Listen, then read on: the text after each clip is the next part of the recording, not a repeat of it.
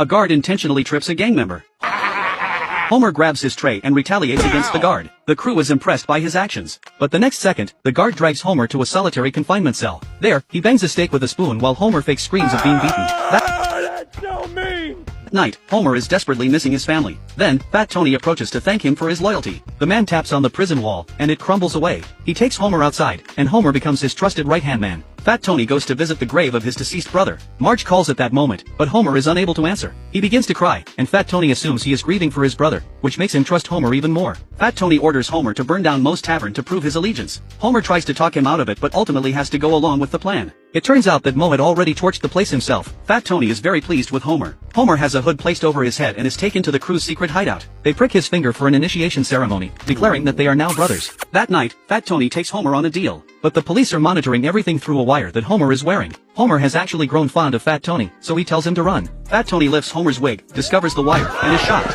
He wonders why Homer would betray him. Then, the police burst in. Fat Tony is so heartbroken that he collapses and dies. Homer holds his body and sobs. On a rainy night, Homer goes to Fat Tony's grave to pay his respects. The next thing he knows, he is knocked unconscious. When he wakes up, he sees Fat Tony standing before him. Fat Tony. No,